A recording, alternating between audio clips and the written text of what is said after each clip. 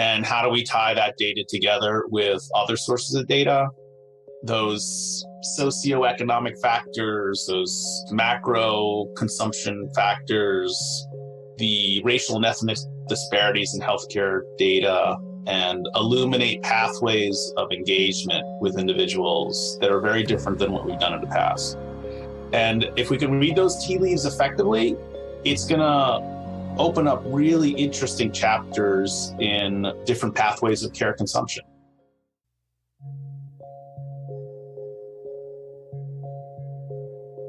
We live and work in a world of interlocking systems where many of the problems we face are dynamic, multifaceted, and inherently human. We believe that design thinking can help solve these problems, to provide answers, but big answers can only be found by asking big questions. Welcome to The Big Question, an IDEO podcast. I'm your host, Detria Williamson.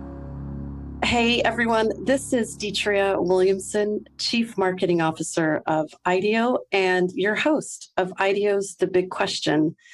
In this episode of The Big Question, we're joined by Tim Peck, IDEO Executive Portfolio Director of Health, and Ramon Soto, Northwell Health Senior Vice President and Chief Marketing and Communication Officer. We're here today to explore a really important question. The big question today we're exploring is, how might we give patients a more personalized and desirable experience? I'm so excited to be here today. Ramon and Tim, why don't you introduce yourselves?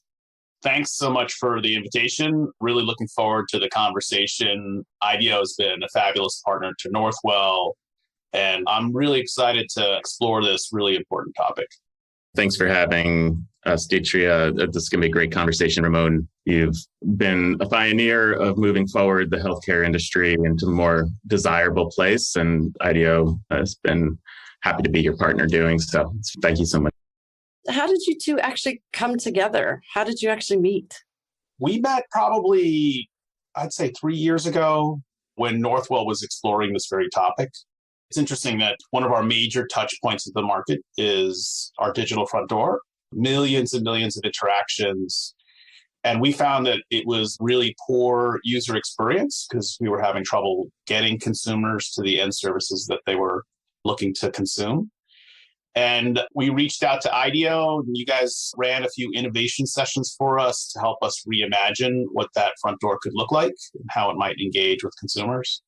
It's been a fascinating journey. It's leading to new products and solutions that we're pushing out to the marketplace. It's been super fruitful. So we're thankful for the relationship. Yeah, so when we met, for me and at IDEO, we look for enlightened leaders. We look for people who are looking to move the healthcare industry towards something that's more human-centered. And we use design thinking to do so. In design thinking, we think about 3 pillars. There's the viability of something, the feasibility of something, and the desirability of something. And healthcare itself as a system, typically in the stale healthcare system that is out there, focuses on the viability and feasibility. They focus on their own profitability and being able to exist and their operational feasibility, and forget about the users, meaning the patients and the providers who actually run and interact with the system. But Ramon is someone who's very different in that respect. And as he said, was thinking about how do those patients have an experience where they feel respected, where they feel like this large system that he helps run is personal to them. And it seemed like a good match. Tim, I actually want to go a little bit deeper into Ramon's background. Ramon, you are an exquisite leader, which has really been built on, at least what I've learned preliminarily, around quite an authentic, fascinating journey yourself as a patient to customer over the last decade. Can you kind of do a double click on that for us and talk to us a little bit about your own journey? The reality is I'm a marketer's marketer, was born in marketing years ago, have had a career that I'm super proud of, starting in the advertising world, working for General Electric for a number of years when it was a great company to work for. and then bridging over to the healthcare side. I started my journey in healthcare really for two reasons. One, just a layperson's observation that here we have an industry that's 20% of the US GDP, an opportunity to really think differently about how we engage with consumers, how we take the journey with individuals, how we motivate them to take action. And that all that opportunity was born out of my own personal experience where I went through a health event myself. Not to get into the details, but it illuminated to me how healthcare is just a mystery at every turn. And when you have a health event, you're immediately thrust upon this platform of uncertainty for yourself, really trying to figure out, okay, what's going on? Where do I go? What do I do? With these limited access points to clinicians, physicians, who are really the value creators, but even they go through these moments of discovery where they don't completely understand. And it's kind of uncertainty meets uncertainty, and the burden is placed on the individual to navigate that entire process. It's challenging, it's a travesty. Here we are with a service that most consumers think is a right, and that there are so many forces that realize that it's inefficient. It is not necessarily in the service of consumers. It rarely takes the journey with the individual, typically treats the symptom or the disease state. And it is ripe for change. If anything, this COVID era has illuminated the fractures in healthcare and the need to move this drastically in a different direction. So, you take that fodder and the observation that we need to collectively think about healthcare differently with an industry that really wants to, but has quite a bit of institutional rust and difficulty moving in a different direction. And it is ripe for transformation. And that's one of the things that excited me about the opportunity. I looked for an organization that really wanted to change itself and how it was viewed in the marketplace. I wanted to put my experience at the service of those who need care. And it led to this fabulous opportunity to work for Northwell. For those who don't know Northwell, we're the largest healthcare provider in the New York market. We're led by a legendary leader, Michael Dowling. He believes that you're either at the forefront of change or you're the victim of it. A change agent's change agent, and surrounds himself with people who think in a like-minded fashion, and allowed us to explore and really push healthcare in a different direction. So that's kind of what led to this conversation with IDEO, and I think a really fruitful journey to date. Ramon, I want to do a double click into that uncertainty that you and Tim have referenced earlier in this discussion. So how might we actually use digital platforms to enhance the visibility and choice in healthcare for patients and their caregivers? I'll start, and Tim, you guys have given us such great guidance. I'd love your perspective on top of this. If I reflect on my own situation, I remember going through a moment where my world was just very different, and my health event was really impeding my ability to work and to interact with my family and to do things that everyone else could do for a short period of time. And I remember trying to self-educate and figure this thing out. And here I am self-educating in this kind of moment of fear, trying to understand who should I reach out to, who should I talk to, what's actually going on with me. And it was the first observation that this information asymmetry existed in healthcare delivery, that the answers are out there, but that they're super hard to connect to consumers. And the seed was planted and kind of germinated over time. Luckily, I'm fine now. And I had my wellness exam last week. My doctor said, "You are fabulously normal." So I'm grateful for that. But fast forward to today, and we do about 50 million consumer visits to our digital platform. Our platform's a transaction engine. People don't come there to research, they come there to seek services. And as a health system, we know individuals are searching for the physicians who provide those services. And even in that moment, this information asymmetry continued to exist. So here I have an individual who has raised their hand, has exhibited the highest form of purchase intent. I know the doctor that they are looking at. I know the categories of care that doctor delivers. And we still, as an industry, have challenges in matching what that individual is looking for with the actual services that we need to provide. And thus, we were looking to close the boundaries on this information asymmetry and match buyers and sellers much more efficiently.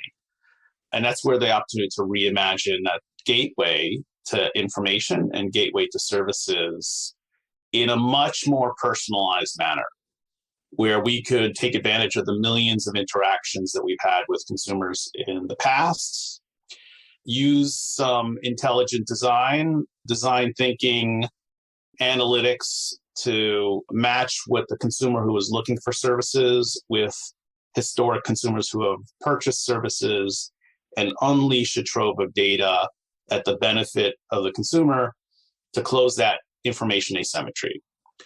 If you think about it, there's an opportunity to close the fear gap, right? So I didn't know that other individuals have gone through health events similar to mine. And it would have been comforting to know that there were people like me who saw specific physicians that treated the health conditions or health symptoms that I was exhibiting.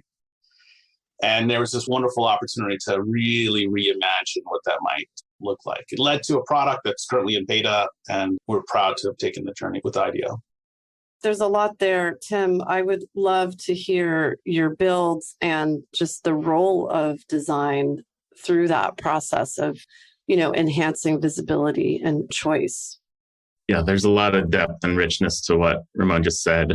For one, I'd point out to our listeners that the word consumer is sometimes hard for people in health and patients to hear. That it's something that when they think of healthcare, it should be patient-centered care. It should be about being a patient, getting services and care from people. For us at IDEO and at Northwell, it's been very bold and comfortable with using that word consumer to their advantage and to the patient and consumer's advantage. The idea that one has a choice, the idea that one should be respected to have an experience that allows them to navigate the system and reduce that fear and uncertainty, comes with themes and words are important, and consumer is what they use over at Northwell, and we tend to use it too. So when the pandemic hit, things changed in healthcare quite a bit. And one of the big things that changed is that patients all of a sudden could vote with their feet a little bit more. Healthcare tends to be very local. You tend to be very much in your own environment and go to the closest hospital or the closest doctors. But all of a sudden that was unavailable to many patients, especially pre-vaccination. And technologies arose, such as telemedicine and others, to be able to engage with whatever physician group or doctor or hospital system that was, catering to the needs of that patient and thinking about what they needed at home, what they needed to engage, and what that experience was like.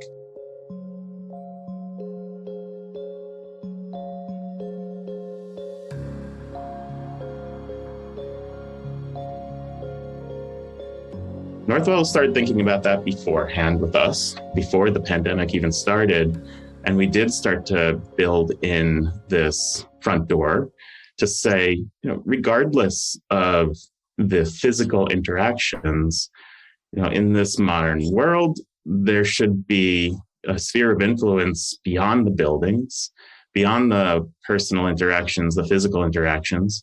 And how do we spread those personal interactions to where people actually are, in their homes, at their workplaces, on the street, etc., and meet the way that they act today. So through deep design research, we looked at how these consumers actually wanted to interact with the system and started to build with Northwell and design with Northwell a project that would do exactly what Ramon said, would match digitally using the power of data, using the power of the research, the design research and human-centered design that we put in, where that front door was more accessible or just as accessible as your banking front door that's digital, as your retail front door that's digital, as your hospitality front door that's digital. And so the role of design was to take the lessons, especially analogous lessons from other industries, and apply them to healthcare and fuel that consumer choice. Hey, Tim, if I could add, what's interesting is this word consumer. I'm not sure why it's so controversial in healthcare, but it is.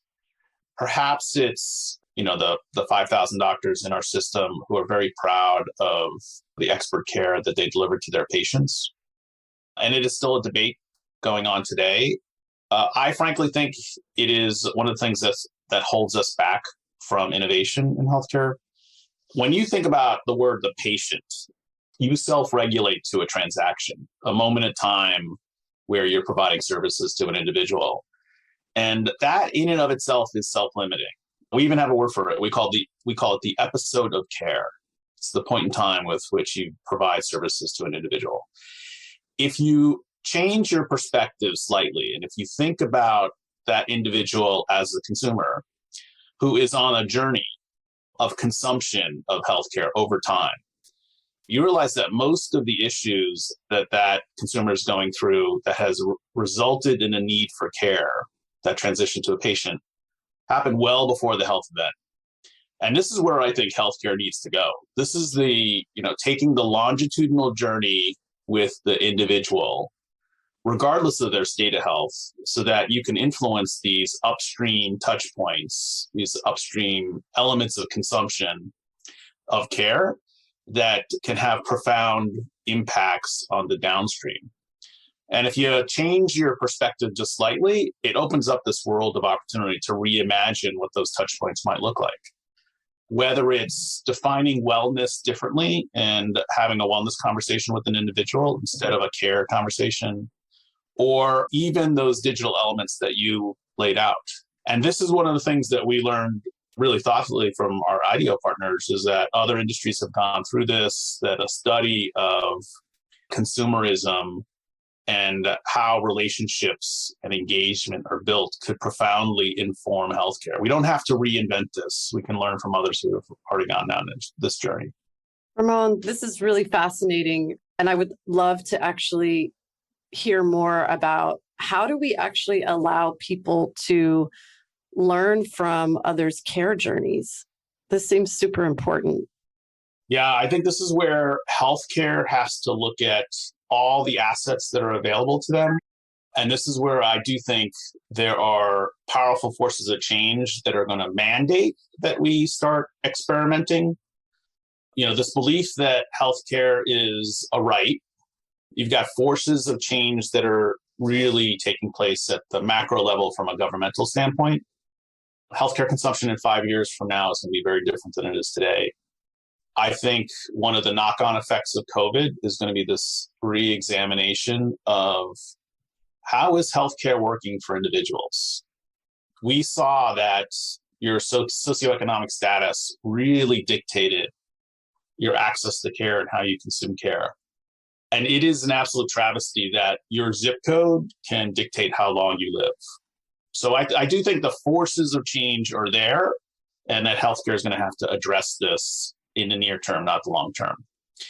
I do think the assets also to inform that change are also there. And unleashing the power of the information that we have in different ways is really going to be at the forefront of how we illuminate the path forward. We have tremendous data. It's locked in EMR systems, electronic medical records. And that data is at the service of physicians to provide care, and it provides tremendous value. I think you're seeing health tech really interested in what else can that data illuminate, and how do we tie that data together with other sources of data, those socioeconomic factors, those macro consumption factors, the racial and ethnic disparities in healthcare data, and illuminate pathways of engagement with individuals that are very different than what we've done in the past. And if we can read those tea leaves effectively, it's going to open up really interesting chapters in different pathways of care consumption. And different partnerships may open up an opportunity to partner with your church a little bit differently as a healthcare partner. And I do think the relationships that we build, the opportunity to interact with individuals is only going to broaden. And hopefully from this point of trust, there's still really this really interesting extreme value that consumers place on physicians, really trusted members of society. It's also really interesting that that's smashing up against, this trend to not necessarily believe in science. And I do think we have to get ahead of that curve. But, we own the patient-doctor relationship, and think of the power of unlocking that in very different ways to advise individuals. But doctors are challenged with how they use their time to take the journey with the individual. We all fight for our 5 minutes with the doctor in the doctor's office. And how do you force multiply access to clinicians on a trusted basis who can guide you down a very different healthcare journey? I think these are all really interesting questions that are going to illuminate pathways that are going to change healthcare in a very positive way in the near future. The piece there that I'd like to pull out is this idea of what is health and how do we define health today in terms of the processes that have been designed, and what can health be? What is our North Star? Where are we trying to go? And I think Ramon hit a lot on these things. Health today is designed for itself more than for the user. And where we're trying to push it at IDEO with the partners that we seek is to a health system that is more equitable, more sustainable, and more human-centered. And Ramon hits on, it's not equitable right now. Your zip code does tell you about your health outcomes. And so thinking about how we can reach people, whether that be digitally or physically, and be able to make a more even playing field, be able to reach the people who need us more often, needs to be done in a hybrid approach, not just in a way that you're focusing on this one episode of care, but looking at their whole life journey. On the sustainability part, this idea of how do we interact with people's churches? How do we interact with people's grocery stores that they go to? And really, how do we insert our influence into the community so that health becomes a community affair and individual health becomes something that's shared, really can focus on our sustainability of the changes that we design. And then finally, human-centered design we've talked about, and we believe that health should be human-centered. Anyone that's been through the health system, as Ramon talked about his own journey, knows that experience is devalued, and we believe experience should be of utmost importance. Quite frankly, it's quite a new approach that design brings. And it seems like it's a departure from, Ramon, what might be a standard approach in terms of how people do look at healthcare. Have you found that it's been difficult internally for you in terms of engaging key stakeholders with this new way, this new human-centric approach to solving quite substantial healthcare problems? It's a great question. I think different parts of the organization are on different pathways through the journey. I'm a firm believer that culturally, because Northwell sees itself as a change agent in the broadest sense of that word, and the people who work at Northwell are always looking around the corner for the incremental improvement as well as that revolution, that I meet with like-minded peers who want to change healthcare in a very positive direction in the right way. I think the challenge is just that. There are multiple routes to success, and you're talking about quite a bit of experimentation here. And we all bring our own baggage as well as our own insights to the table when we're evaluating different pathways to success. It's interesting, when I started my job, I rebranded the organization, and I had to influence and I had to build a change mindset because there were a lot of naysayers on the rebrand. change. Like, why are we going to do this? We don't really need to go down this path.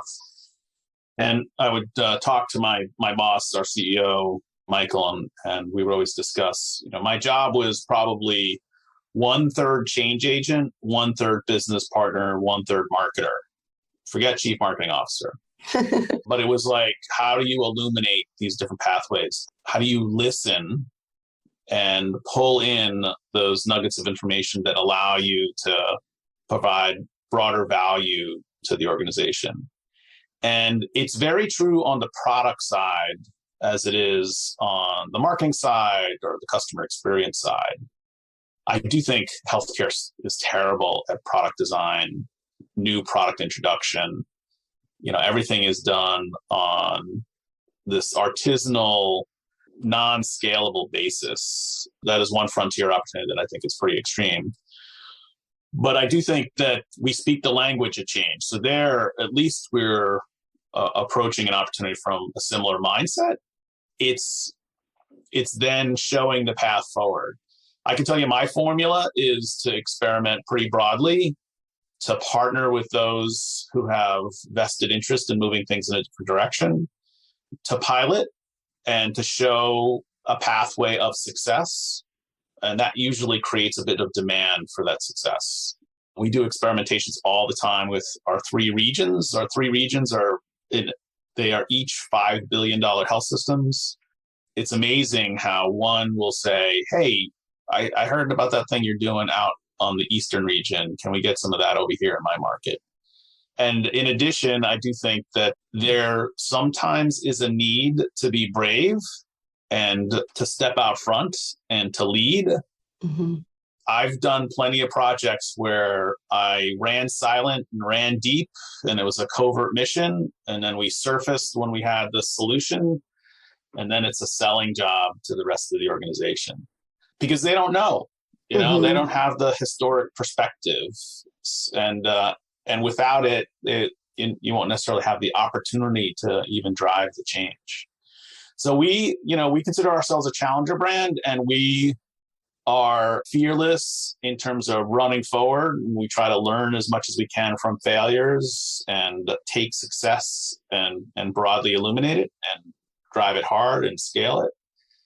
And I think that attitude has served us well. I think that attitude needs a big adoption in healthcare overall. We just move too slowly. And you guys said it well, COVID kind of illuminates the fact that we need to accelerate how we change and how we think about change.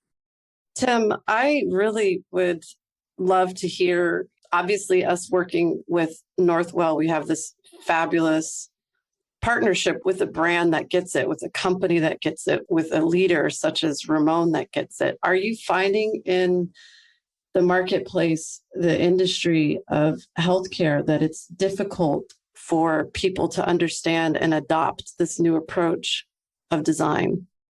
There's a lot of headwinds to it, but there also is a lot of fresh perspectives and pockets that we do interact with. And again, we use this word, enlightened leaders, people who are ready for this change, ready to change their own organization, ready to influence change of the healthcare system and the health system in total, whether that be in their local communities or in DC or their state governments. Leaders who are willing to look outside of themselves and their own orgs.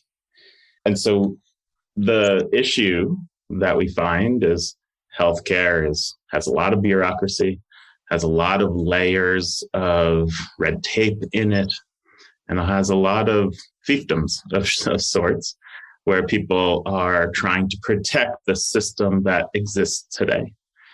We need to change because, as we talked about, the system that exists today doesn't respect the consumer as much as it can, compared to other industries that we see.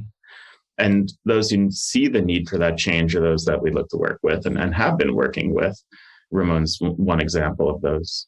And so what has to happen then is we start to do organizational transformation with these pockets of healthcare. We look for the leader with them. We put in programs to workshops to spread out what is design thinking, how we can infuse this, how things can be different, and we inspire.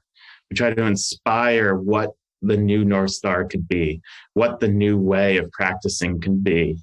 And from there, we set a new reality to look toward in conjunction with that leader, and then help bring that organization through there. So we look to do these beacon projects, as I mentioned, one of which we did with Northwell to show that change is possible, show that we can respect the consumer, show that we can reach consumers in the most equitable and sustainable way as we possibly can.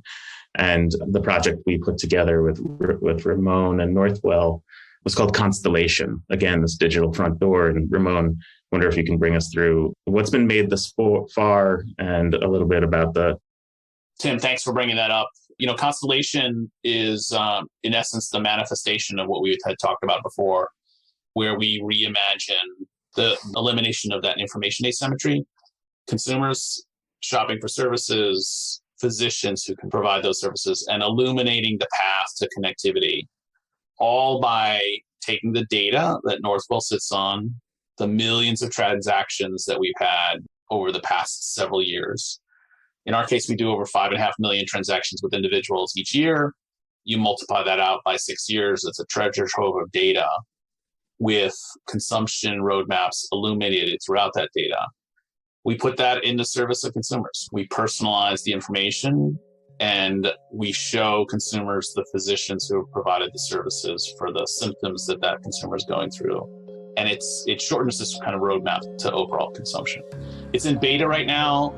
We've had great consumer feedback. We're doing some product modifications. We're looking to roll it out in 2022. It'll be new to the world type of experience for consumers. And quite frankly, we'd love for healthcare to look at it and understand it and adopt it. We think it's going to set a new standard for how you map supply and demand in healthcare consumption. Ramon, thank you so much for sharing your own personal journey, your journey of self-educating and how that really bred you into the exquisite leader that you are. Talking about the power of design and actually closing the fear gap that exists in the healthcare industry, and the need for us to re-examine how healthcare actually works for our communities. And Tim, I really appreciated you discussing about how health has actually been designed more for itself rather than the user, and the power of design to see our way out of that, and posing the question around how a health system could be more equitable and accessible for everyone. Thank you so much, Tim and Ramon. Ramon, I have a pop-up question for you, which is there a big question that keeps you up at night? I can tell you that I worry a little bit. Actually, I worry quite a bit about what the new normal will be in this COVID recovery phase with regard to healthcare. I think there is wonderful opportunity, and I think there's peril in front of us.